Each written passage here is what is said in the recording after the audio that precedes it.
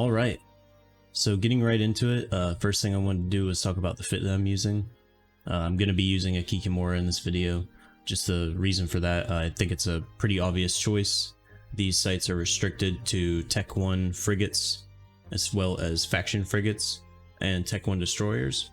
So the Kikimora is kind of in a strong place right there, being a Triglavian destroyer. So a little bit about what I'm using here. I've got some resistance holes covered in my rigs, as well as a little bit extra capacitor. In the high slot, I've got my gun, of course, and then a vamp.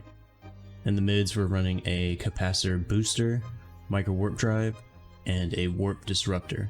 So this is a little more PvP oriented. This fit runs the sights perfectly fine, but in the case that someone does try to steal your loot, you'll be able to get that scram off on them. You got the extra capacitor to keep your repper running and handle the damage that they're dishing back at you.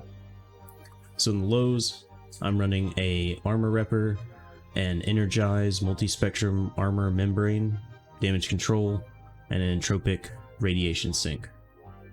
So a little bit of what to expect coming into these waves. The first room is going to have 3 waves, and you're going to have Sentinels, Guardians, Foragers, and Scavengers.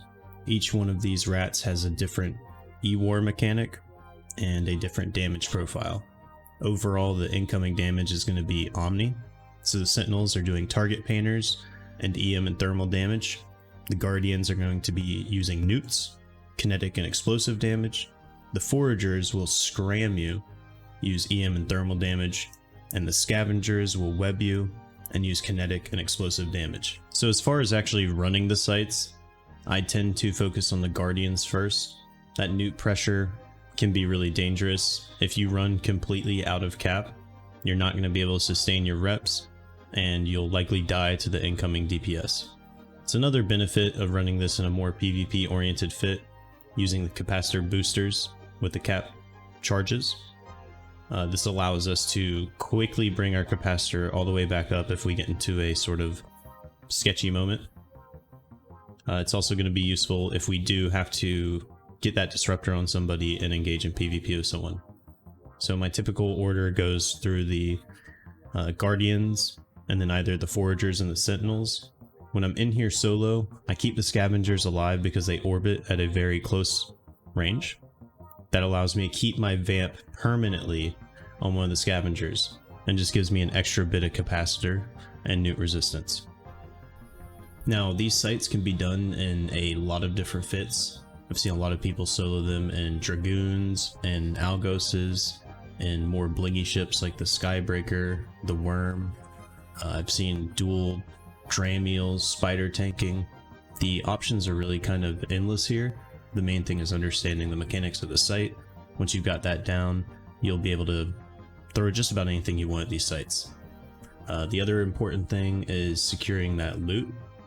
That's why I'm using the Kikimora. When you're contesting the site with 3-4 other people, this ship really gives you a good chance at securing that Overseer kill. And the Overseer is the final mob in the site that drops all of the loot. So this is going to be your focus, and if you do secure the kill and someone steals it, at least in this fit, you'll have the chance to lock them down, get that kill, and take that loot. My advice would be to go ahead and start out in something cheaper and more focused on tank. You can always ramp up your DPS as you go. These sites are pretty dangerous, but once you get it down, they're very easy. So focus on getting the mechanics down first, who your target order is going to be. I recommend you always start with the Guardians. Getting rid of the newts on the field is going to make everything infinitely easier. So get the sights down, then start ramping yourself up towards a more DPS oriented fit. I don't think you can go wrong with the Kikimora. It scares a lot of people off. There's other people making videos of the Kiki, and there's a lot of people running it right now. And there's a reason for that. It's very good. So, all in all, this is a fun new event that CCP's released here.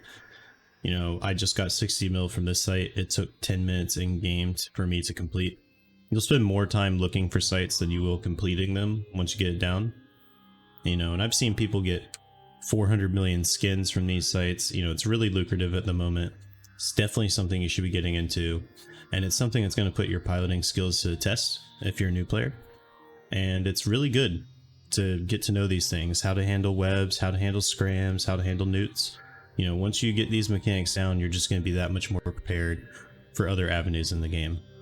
So I hope this was helpful to some of you. You know, just do the normal YouTube thing, subscribe to the channel if you thought it was helpful. And if there's anything that you think I missed, just let me know down below. Thanks guys for watching. Have a good one.